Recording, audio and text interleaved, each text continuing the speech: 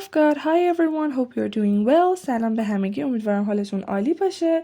خیلی خوش اومدید به چنل English with me و عزیزانی که از قبل ما رو داشتید خیلی خوش برگشتین. امروز قراره که صفحات 14 و 15 یونیت 1 از کتاب فاوندیشن رو با هم بخونیم. پس بریم سراغ ویدیو. Page 14 Reading Sentence Completion. خب اینجا قرار هستش که ما reading رو کار بکنیم. Sentence Completion و تکمیل جمله رو داریم. Read the information about the daily routine of a student at a UK university. Complete the text using the verbs in brackets in the correct form. خب اینجا باید اطلاعاتی رو درباره دیلی روتین و زندگی روزمره یک دانشجو دانشگاه UK بریتانیا بخونیم. دقت کنید at a UK university و با استفاده از افعالی که داخل براکت و پرانتز هستن بیایم این تکست رو کامل کنیم.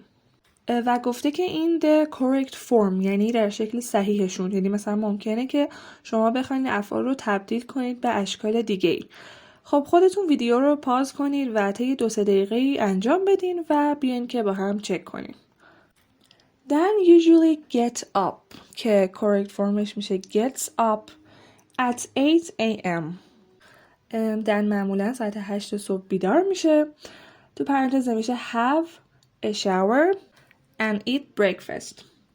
حالا میخوایم بگیم که دوش میگیره ولی خب شخص سوم داره استفاده میکنه، پس میشه has a shower و در مورد eat هم همینطور میشه eats.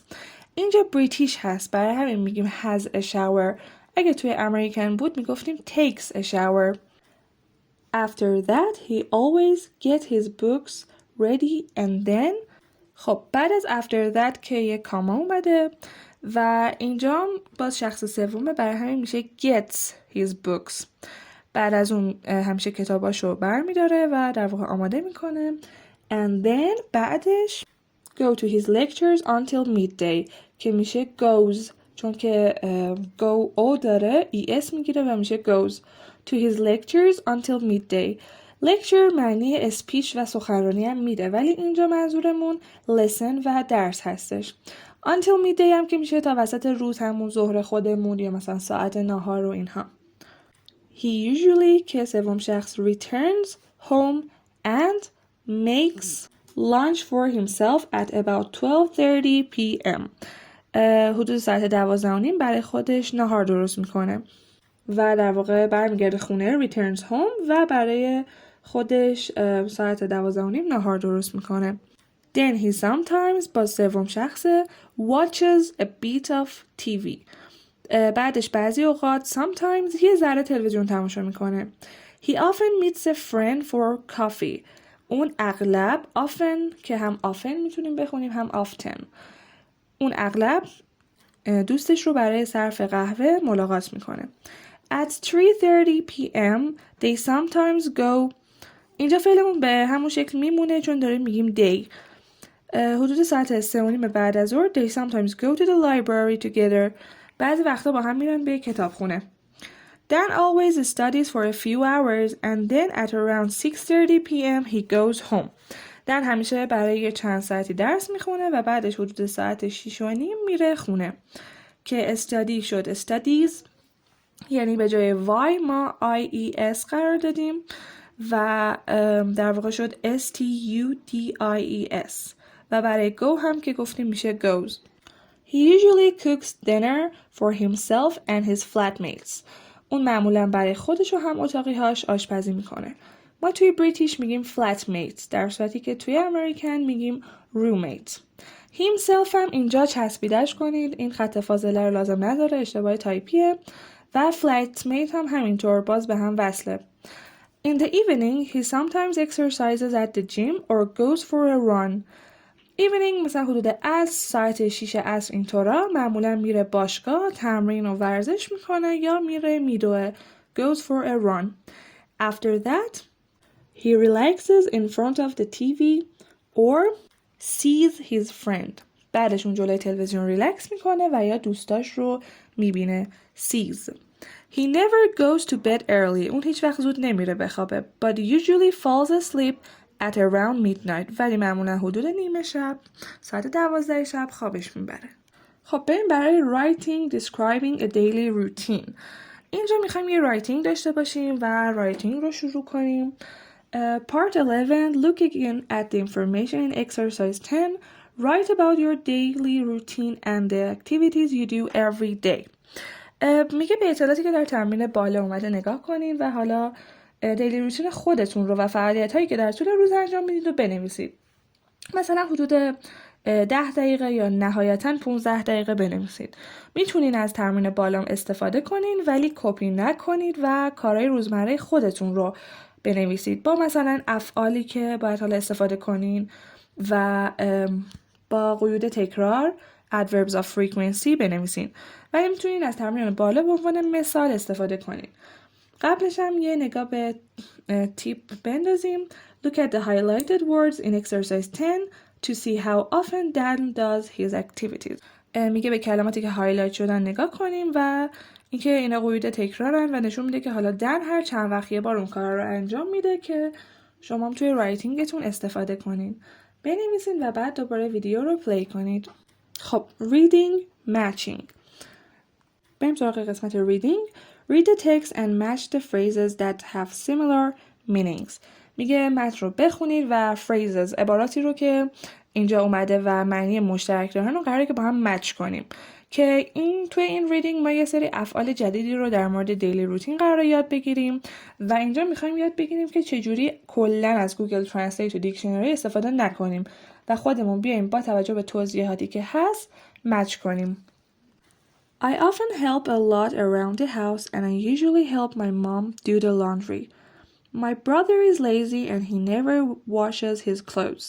He always leaves them in a pile on his bedroom floor. خب میگه که من معمولاً خیلی کمک میکنم تو کار خونه و I usually help my mom. معمولاً به مامانم توی do the laundry کمک میکنم. خب مثلا ما اینجا نمیدونیم laundry چه معنی میده. نیازی به دیکشنری و ترنسلیت نداریم چون که ادامهش توضیح میده. مثلا نوشته my brother is lazy. برادر من تنبله and he never washes his clothes. و اون هیچ وقت لباساشو نمیشوره. پس متوجه میشیم که اینجا لاندری همون در مورد شستن لباس هاست. He always leaves them in a pile on his bedroom floor. pile معنی روی هم ریختن و تپه کردن رو میده. میگه که اون همیشه لباساش رو هم میریزه on his bedroom floor کف زمین اتاق. In the evening after school عصرها بعد از مدرسه I always tidy up my room. من همیشه اتاقم رو مرتب میکنم. I put things away. خب مثلا ما اینجا نمیدونیم که tidy up چه معنی میده. در ادامهش میگه I put things away یعنی چیزها رو میذارم کنار. معنی سر جای خودشون قرار دادن و مرتب کردن رو میده. And get my school bag ready for the next day. و حالا کیفشو میچینه آماده میکنه برای روز بعد. My dad sometimes washes up after dinner. خب ما اینجا نمیدونیم washes up چه معنی میده. پدرم چی کار میکنه بعد از شام؟ ادامهش میگه We don't have a dishwasher. ما ماشین ظرفشویی نداریم at the moment. همین الان در زمان حال. Because our old one broke down. چون اون قدیمی که داشتیم خراب شده. Broke down کلا معنی خراب شدن میده. حالا اینجا راجع به دیشواشره. در مورد ماشین هم میتونه باشه. So he has to clean the dishes by himself. پس باید که خودش این کار انجام بده و ظرفا رو بشوره. My sister likes cooking. So she often helps mom make lunch and dinner. میگه خواهرم آشپزی رو دوست داره برای همین اون often اغلب کمک میکنه به مادرم که برای نهار و شام درست کردن. She prepared a delicious meal of roast chicken at the weekend. roast معنی این میده که مثلا بذاریم توی فر. اینجا میگه که اون در آخر هفته at the weekend که ما تو بریتیش میگیم at the weekend تو امریکن میگیم on the weekend. پس اگه جایی دیدین دوتاش درسته. میگه در آخر هفته اون یک roast chicken موقعی که حالا تو فر گذاشته شده رو درست کرد. A delicious meal یه وعده غذایی خیلی خوشمزه رو. Sometimes my brother puts the rubbish out. خب میگه اینجا ما نمیدونیم puts the rubbish out یعنی چی. برادرم چی کار میکنه؟ در ادامهش میگه but he usually just leaves it by the back of the door instead of taking it out to the bins.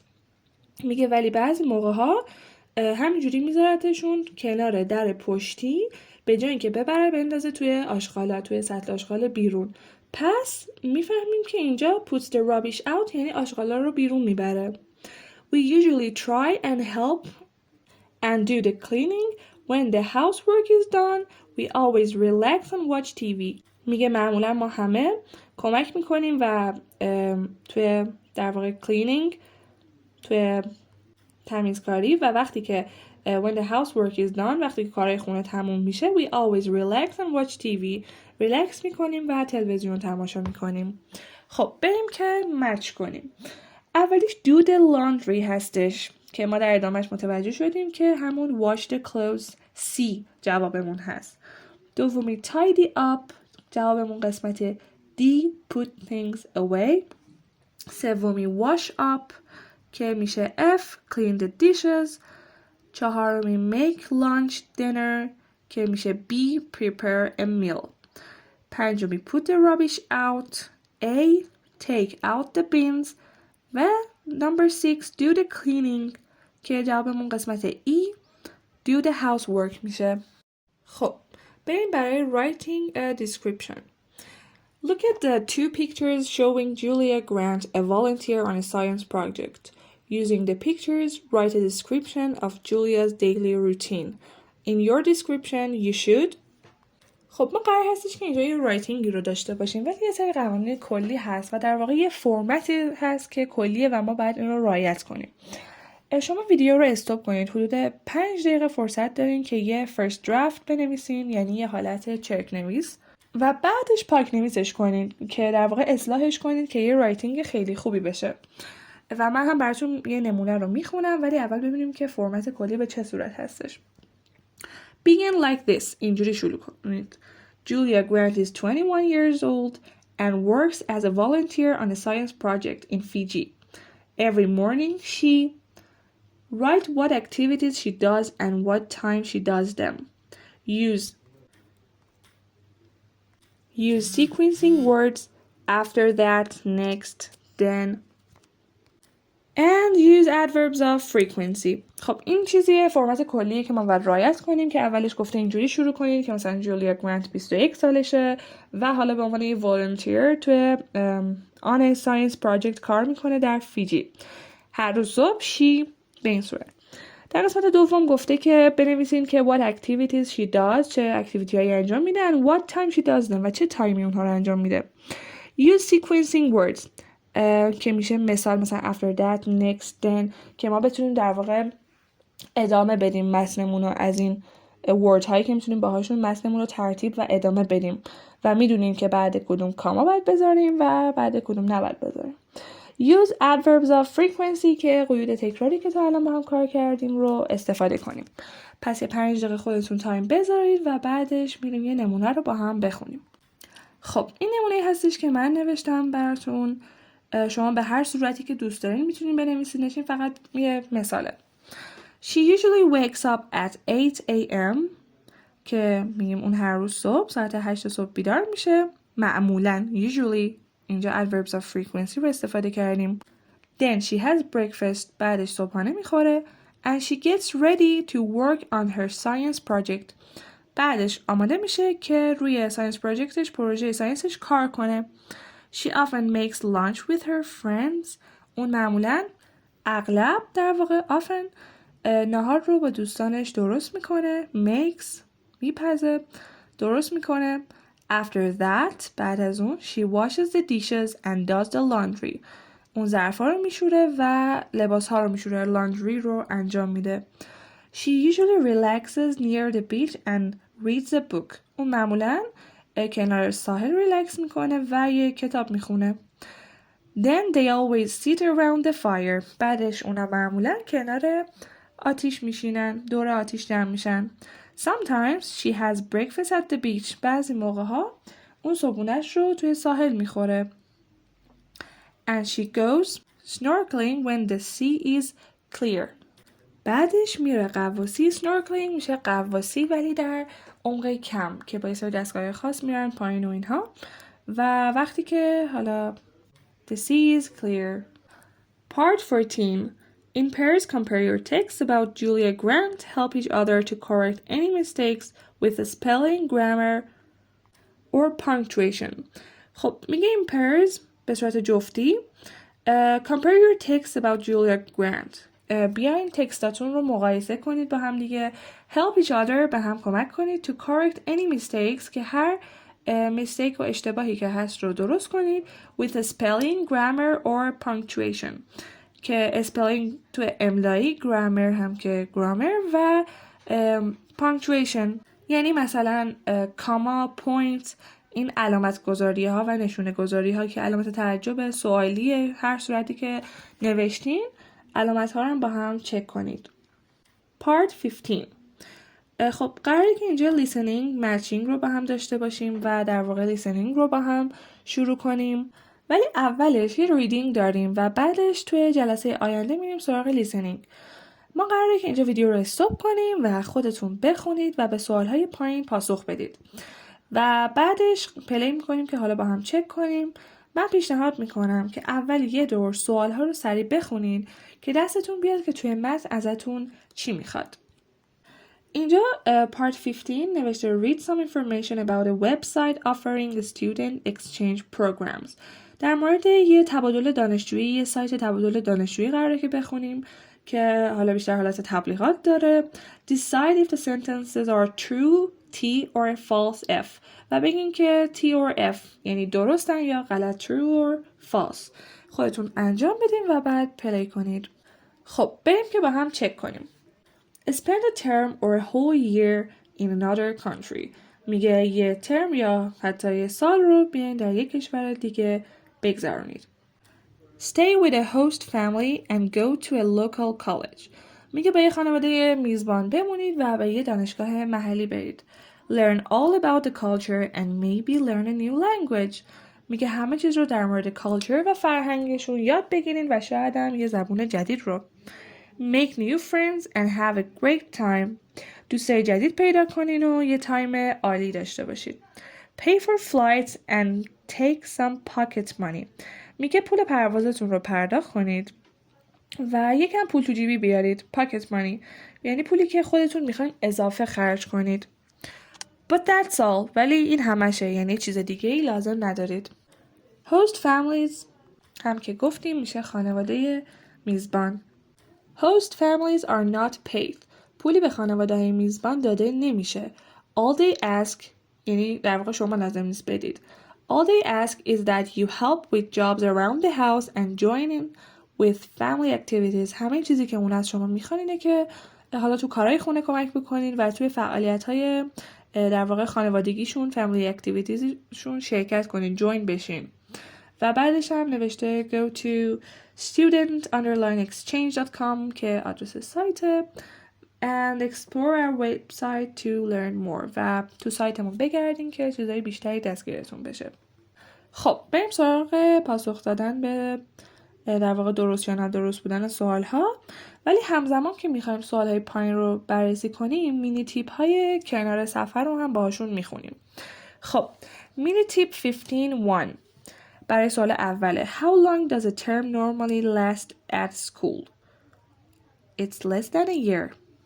و توی سوال اول نوشته all the students spend at least a year abroad.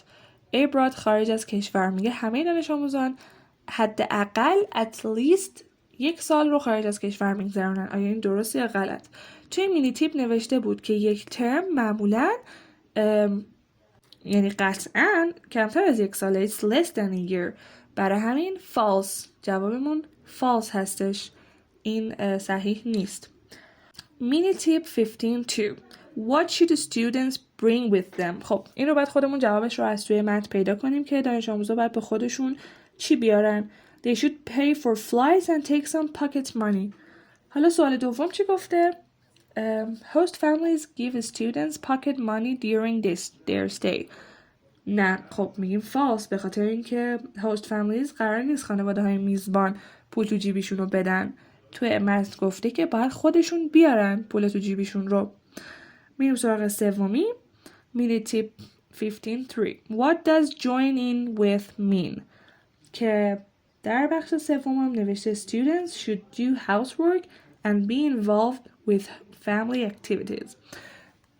خب در مینی تیپ که join in with یعنی این که شرکت داشته باشن، participate مشارکت داشته باشن برای قسمت تیپ و برای سوال سوم هم خب جوابش درسته true چون که گفته که be involved with family activities سهیم باشن که بله و do housework تو کارهای خونه کمک کنن so it's true.